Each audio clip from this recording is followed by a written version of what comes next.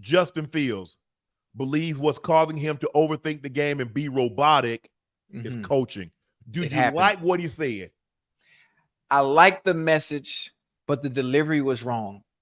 The delivery of the message and what he was trying to portray and get across, it didn't come off right because he didn't know how to say it the right way. Right.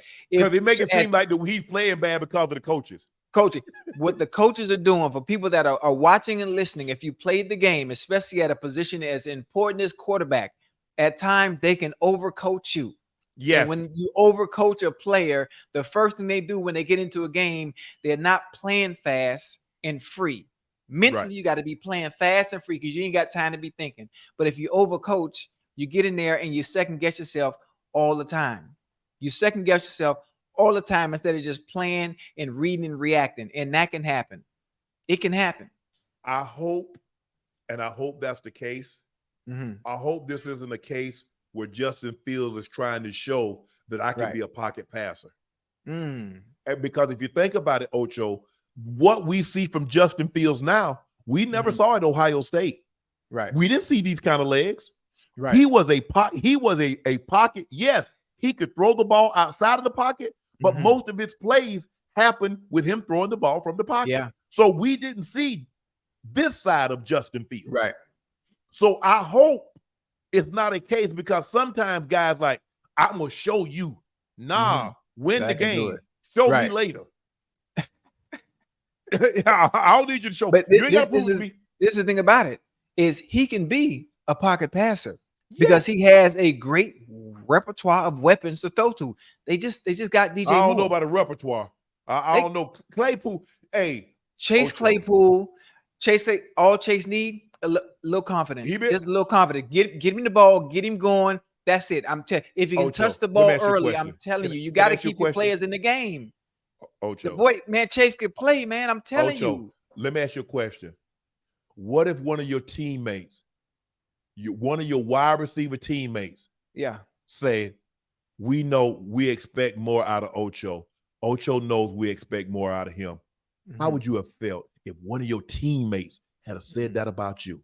Because that's what DJ Moore said. They had a talk with this man. Right. You tell me you making 10, 12, $13 million a year, and I got to give you a pep talk? Sometimes that's all you need. Sometimes all you need is a little push, a little pick me up, and it got to come from people that's closest to you. That's like me being your friend. That's like me being your friend. That's the problem when you have an entourage. Wait, let me finish. And you have an entourage, and you got a bunch of yes men around you. You need somebody that's gonna tell you the truth. Yeah. Instead of being, you doing okay. No, DJ Moore needed to say what he said. All Chase Claypool need is a little confidence, just a little bit. Because you know what happens when you get a little bit of confidence? You continue to build on that. All you need is a little foundation and something to build off of. I guarantee you he going to be all right.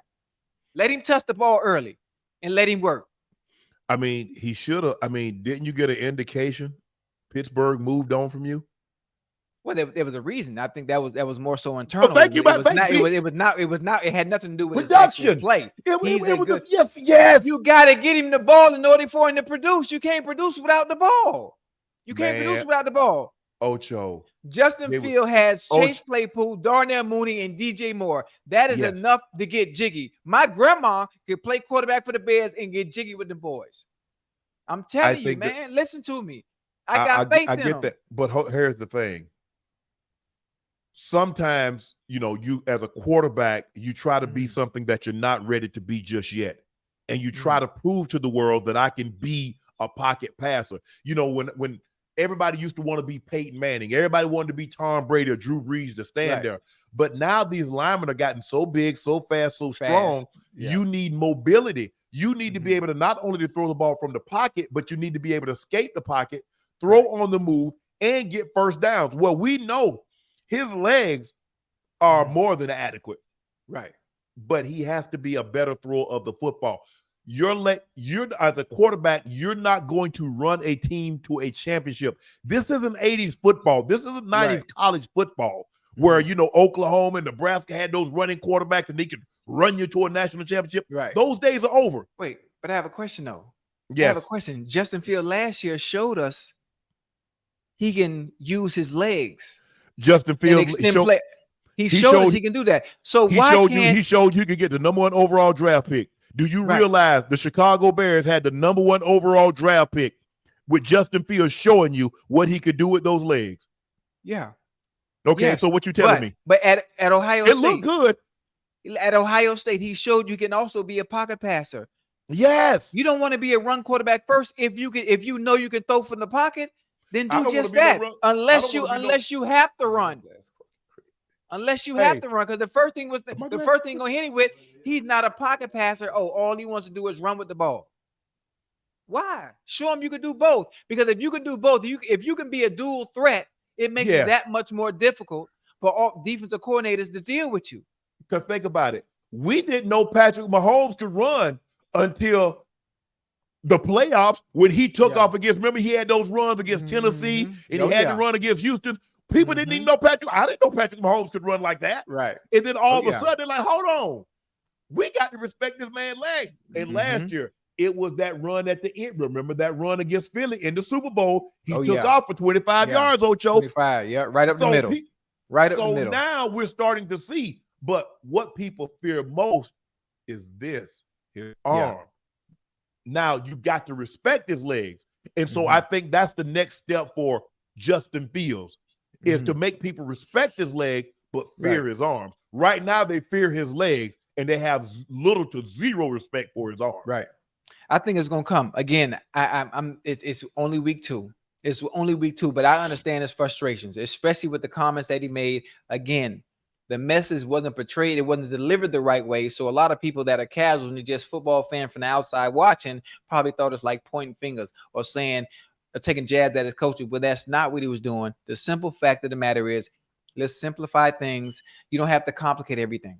You don't have to complicate and overcoach. That's all it is. I think once he's playing freely, you at your best when you're playing free and you're not thinking. Because you don't got time to think. You don't got time to think. Ocho, if DJ Moore says that, if a linebacker says that, you know, as a quarterback, everything you say gets split apart, dissected, and regurgitated. So basically, you've got to be buttoned up to the T.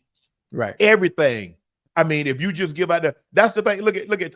I'm sure there's a lot of times Tom Brady didn't believe anything that he was telling, but he understood the ramifications of what he would say. What he said. Peyton Manning or Drew Brees or some of these other quarterbacks. You got to understand when you play the quarterback position, not only must you be a good quarterback, you must be a politician because you got to lie. All the answers politically correct. All of them. Lie. Oh, I will do all of this. I'm gonna make sure everybody, I want all the unemployment. I will fix all the roads and bridges. And then when you get over, you don't do none of that. So as a quarterback, we got the best coaches. We got 53 of the best. Man, them coaches we got right now, they shouldn't be in high school coaching. Right. But you think that, but you don't say that because everything that you get says gets magnified because of the position that you play. But there's one thing that can cure all that. One thing that can cure everything they said, a W. Win. Yeah, you got to win. A W. Yeah. Everything, a W. Everything is only magnified because they're losing. That's Ocho, Chicago ain't won a whole lot of games in a while, man. Yeah. Yeah, but they can turn around. You know why they can turn around? Because they got Justin Fields. They picked him high for a reason. But they picked him high for a reason. Again, I'm going back to what I said about the Giants. Understand your players' strengths and your players' weaknesses. The coaches, the coaching staff, the head coach, they understand Justin Fields' strengths because he showed you what he can do in college. So why not take what he was doing in college and just implement it in today's, instead of just saying, okay, this is my offense, we're going to run my offense, instead of predicating the offense on what he does well. It's really easy. It's no need to complicate everything. True. He definitely needs to do some of that. They need to come up with a scheme. But you know, the thing is, we've gotten away from what the Bears, when you think of the Chicago Bears, what do you think about, Ocho? Defense. Defense. And they got no defense. They got no defense, Ocho. That's not their identity. That ain't their identity. Not no more. The middle linebacker was started by them. Bill George and Dick Buckus and Mike Buckus. Singletary and Ryan Urlacher. Urlacher, yeah. Yeah, and all the defensive line. I mean, Richard Dent and McMichael and Dan Hampton and all those guys. You think of William defense, Perry. You think of defense, the monsters of the Midway. Yeah. And now they defense, cream puff salt. It ain't. And listen, matter of fact, if you take the 85 Bears defense and you put them out there with them running gun boys and them RPO boys in today's game, man, they'll be running their heads to be spinning. Yeah, their heads to be spinning. It's too much. But here's the thing, though. They're not gonna let you play football like that because the thing back then it was about intimidation. Oh yeah, see, football at its premise is about intimidating. Right, it's about trying to break another man's will. Yeah. All I need, you run one slant, and Mike Singletary was trying to make sure that when you ran that slant in the first quarter, your kids felt it. You refused to do it again in the third and fourth quarter. But you can't do that no more. That's you the can't thing. hit like that. You can't intimidate nobody no more. You can't. So that's why, think about it. It used to be a badge of honor to run a slant route. Oh yeah. Every Bill, Jerry, and Harry will run a 3-step slant. Boy, it used to. They wouldn't let you run. Listen. You got to keep your head. You had to keep your head on the swivel back then. Can you imagine Steve Atwater, Ronnie Lott, Rodney Harrison? Man. Oh man. Wait a minute. Hold on. I got another one. Remember Donovan Darius? Yeah. Yes. Man, he coming to the party. He coming downhill to the party. I don't want no part of that. So they've taken that intimidation factor. So, I mean, guys running there and catch the slant, and they jump up and getting pretty, doing the first down. Yeah, all right. Yeah. Good guy, you wasn't doing none of that. Because you might do first down, but you had to adjust your helmet. Chin strap, pull the grass up out your face mask. You're exactly right.